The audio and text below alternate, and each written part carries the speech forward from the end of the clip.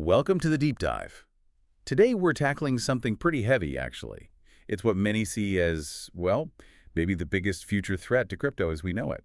Yeah, we're talking about quantum computing and its potential to basically crack the security underlying systems like Bitcoin. And this isn't science fiction anymore, is it?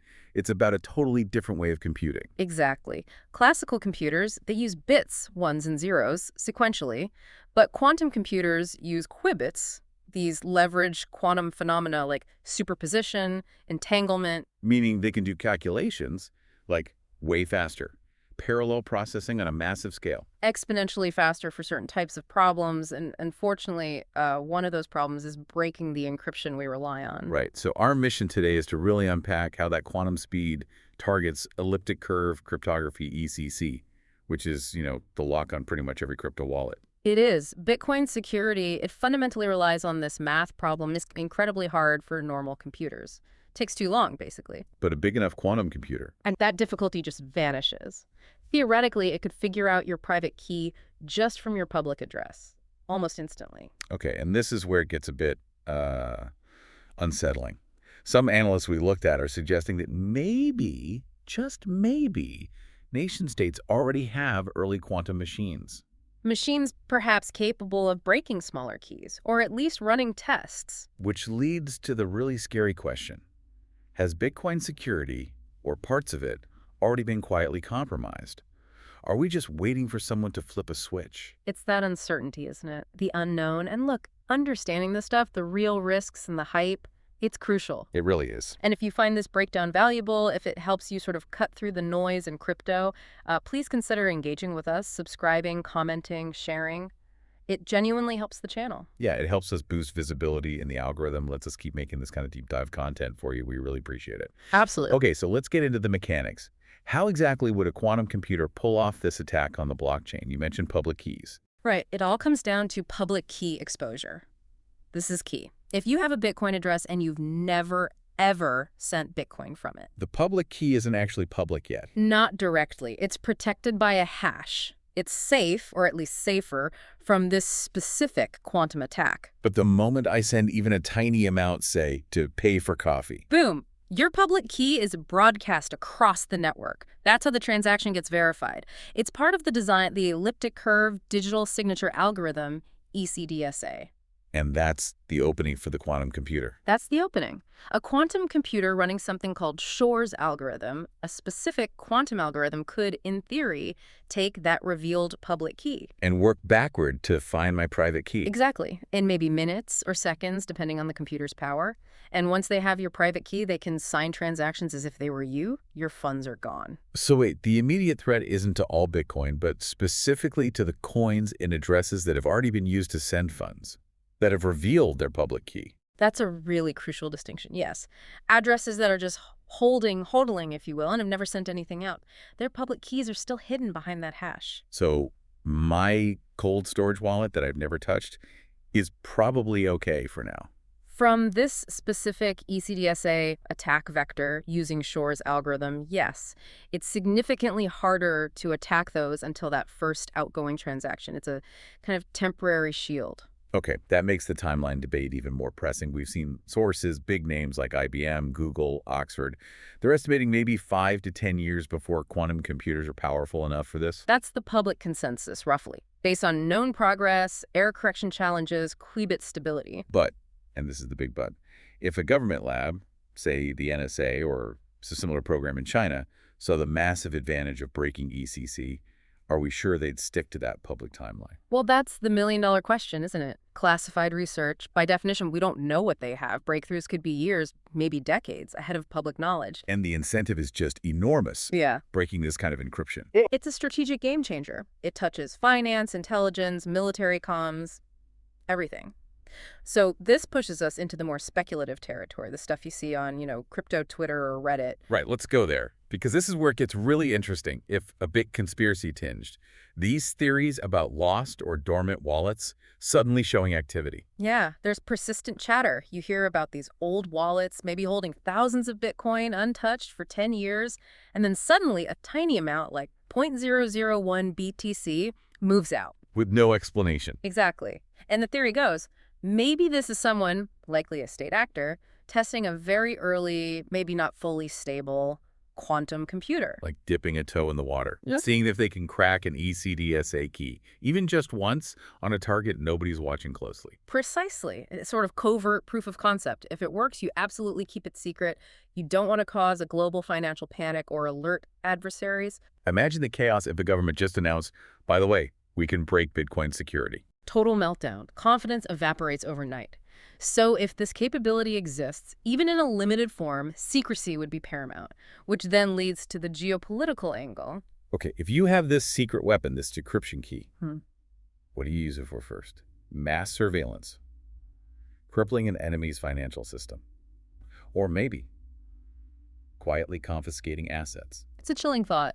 Would they target activists, dissidents, or just go after those huge, supposedly lost fortunes sitting in dormant wallets? Which brings us back to monitoring those wallets. Our sources flag this as critical. There's something like 1.4 million Bitcoin sitting in addresses that haven't seen activity in years. Yeah, a massive amount. Any significant unexplained movement from those specific high-value dormant accounts, that would be a huge red flag, a potential early warning signal that something is happening. Okay, so the threat is potentially huge, maybe even already unfolding in secret. But Yeah. why hasn't the sky fallen? Why are Bitcoin core devs and other experts often quite, well, calm about this?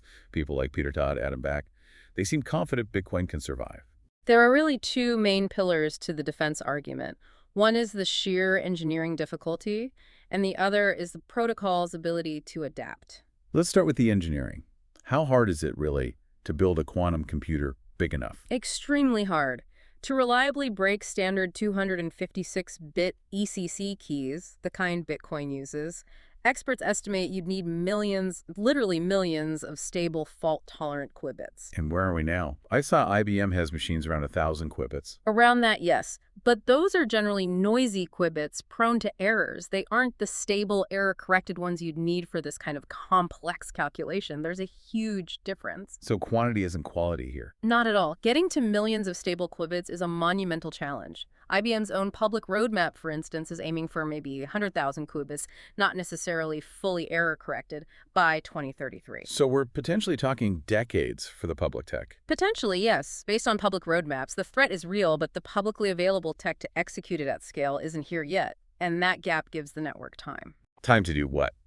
This brings us to the second pillar, adapting the protocol. Exactly. Bitcoin isn't static, it's software. It can be updated via consensus, usually through a hard fork if it's a major change, and developers have been planning for this quantum threat for years. Planning how? What's the fix? The fix is to switch to a different type of cryptography, altogether something called post-quantum cryptography, or PQC.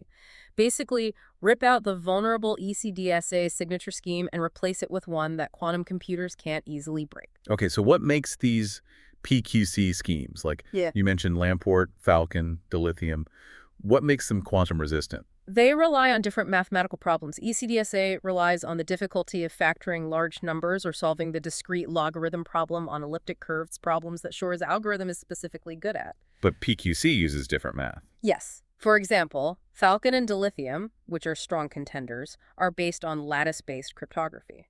Imagine trying to find the shortest path between points in a massive, incredibly complex, multi-dimensional grid. That sounds hard even conceptually. It is.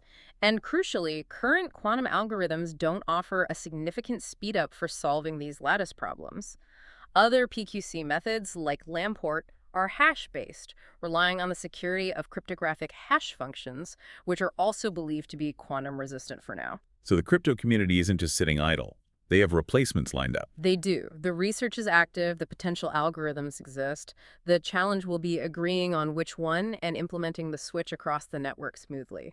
Which sounds like a whole other potential problem getting global consensus. But, okay, this implies a future where maybe Bitcoin forks or new blockchains emerge that are quantum-proof from day one. Absolutely.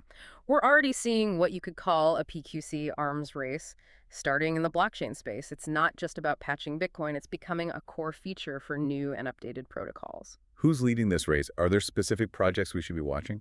Well, Ethereum has been discussing PQC integration for its future upgrades for a while. Then you have newer platforms like QAN platform, which build quantum resistance in right from the start. So design for it. designed for it. And established players like Cardano, IOTA, Algorand, they're all actively experimenting or developing plans, looking at different approaches like lattice-based, hash-based, even multivariate cryptography, trying to find the best fit. And this isn't just crypto nerds thinking about this, right? Governments are involved too. Hugely involved.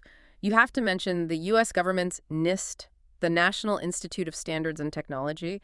They've been running a major competition for years to pick and standardize the best PQC algorithms Why is that standardization so important? because it creates a trusted benchmark. NIST is expected to finalize these PQC standards maybe as soon as 2025. And once they do, those standards will likely become the baseline not just for government systems, but for secure communications and, yes, probably future blockchain protocols worldwide. It signals what safe looks like in the quantum era. Okay, so this totally reframes the investment side. It's not just about Bitcoin surviving. It's about which platforms adopt these new standards first and best. That's right. It sets up two snarkily different potential futures for you as someone watching or invested in this space. The risk versus opportunity we talked about. Exactly that. Scenario one, the risk. If credible proof leaks that ECC is broken, maybe a state actor suddenly moves a massive amount of old Bitcoin they cracked, boom. Confidence could just shatter across the board. A market crash is very possible. Scary stuff. Very. Scenario two, the opportunity.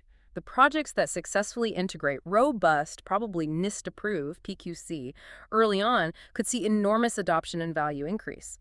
Think about the early days of DeFi or AI tokens, a major technological shift creating new winners. So being quantum safe could become a huge selling point, a major differentiator. It likely will be. Yeah. So from a strategy perspective, it suggests looking closely at diversification, maybe including projects that are explicitly focused on PQC integration. And remember that Google quantum supremacy demonstration back in 2019? Vaguely, yeah. They solved some specific problem ridiculously fast. Exactly. It wasn't breaking crypto, but it was a clear signal of the potential exponential speed-up quantum offers over classical computers. It showed the underlying power is real. So for Bitcoin specifically, its long-term fate really hangs on how quickly and effectively the community can manage that transition, that upgrade or hard fork, to a quantum-resistant system. That seems to be the consensus, yes. The tech to defend exists or is being finalized, but deploying it is the hurdle. Okay, let's recap this deep dive. We've covered the quantum threat, how Shor's algorithm targets ECDSA via exposed public keys.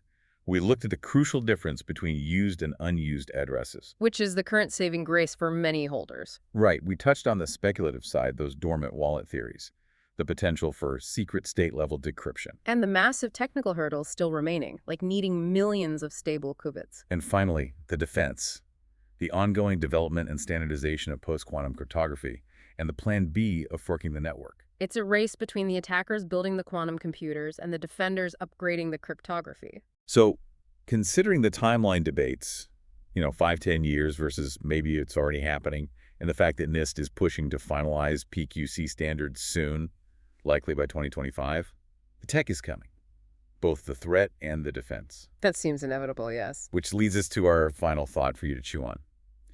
If the quantum computers capable of breaking current crypto are coming, and the quantum-resistant algorithms are also being developed and standardized, maybe the biggest uncertainty isn't the technology itself. Maybe it's the social layer. Can a global decentralized network like Bitcoin actually agree on and execute a complex high-stakes hard fork before the quantum threat becomes critical? Will the consensus mechanism break before the cryptography does? That's a fascinating question. Something to ponder. Thanks for joining us for this important deep dive. Thanks, everyone. We'll see you next time.